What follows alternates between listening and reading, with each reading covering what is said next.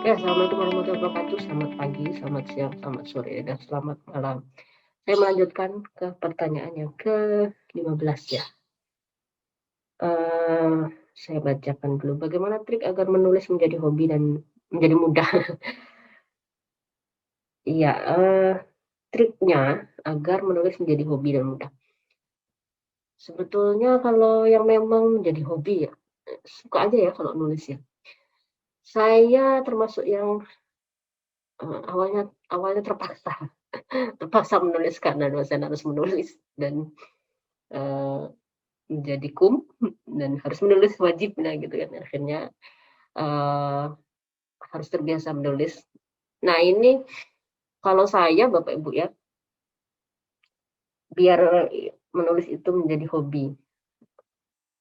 Pada akhirnya kalau dosen rata-rata menjadi hobi, selain pekerjaan, menjadi hobi dan mudah. Nah ini yang agak memang perlu apa ya, motivasi lebih banyak, lebih lebih memang ya untuk nulis itu kadang nulis itu, eee saya lebih banyak ya untuk nonton film atau nonton yang lain ketika ada waktu luang. Nah, ini ada dari tips dari dosen senior saya dulu sebelumnya, lebih baik kita karena menulis tidak bisa, apa namanya, nggak bisa cepat gitu ya Bapak Ibu.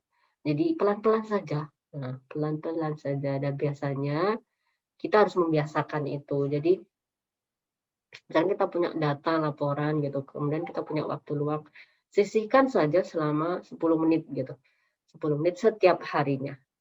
Nah, kalau saya sih 10 menit aja ya, nggak panjang-panjang. Karena menulis itu termasuk yang apa ya, kalau dosen kan ya kegiatannya itu selain menulis, ya menulis, mengajar menulis buat PPT, semuanya perlu tulisan tangan, yang akhirnya pekerjaan itu menjadi hobi. Jadi tinggal membiasakan itu.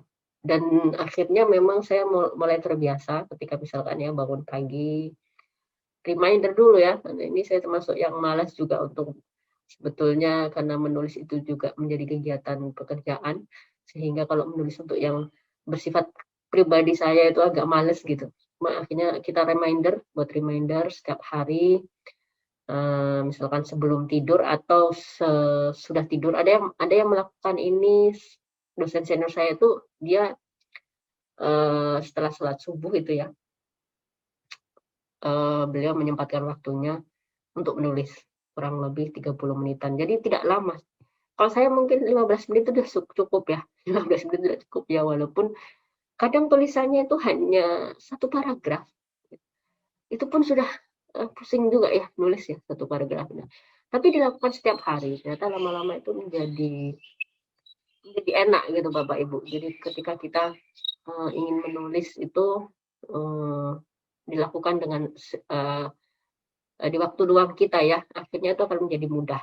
Jadi, memang tune in-nya agak lama sih ya ketika kita potong-potong waktunya seperti ini, jadi tidak dikebut selama satu hari, kebiasaan sistem kebut itu ya.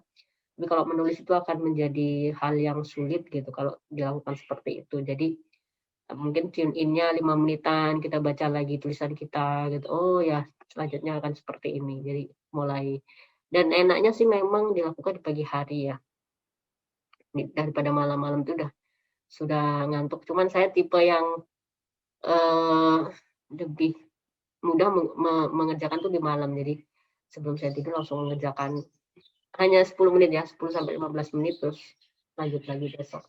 Akhirnya bisa juga menjadi sebuah tulisan, pelan-pelan gitu Bapak Ibu. Nah, karena tidak, ada deadline ya kalau ini ya. Kalau yang sudah deadline itu agak sulit. Misalkan kalau sudah deadline ini akhirnya, biasanya saya tuh me meminta bantuan juga. Kita bisa meminta bantuan kepada mahasiswa untuk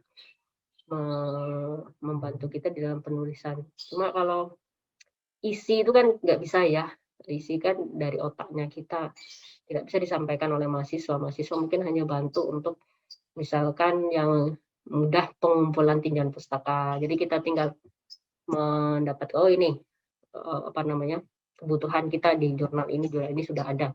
seperti itu. Ya, jadi tidak bisa sepenuhnya juga sih dibantu oleh mahasiswa ya. Cuma kita juga bisa ini kalau sebagai dosen enaknya juga ya, ketika membimbing, mahasiswa ini bisa diarahkan ke proyek kita.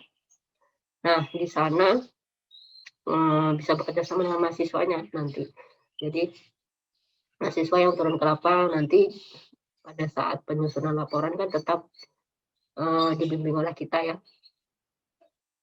oleh saya. Jadi nantinya bisa digunakan untuk jurnal juga. Mahasiswa juga bisa, tergantung kesepakatan mau ke penulis pertama ataupun penulis kedua. Ya, seperti itu. Semoga bermanfaat ini ya penjelasan saya. Dimulai sedikit demi sedikit ya. Baik, assalamualaikum warahmatullahi wabarakatuh.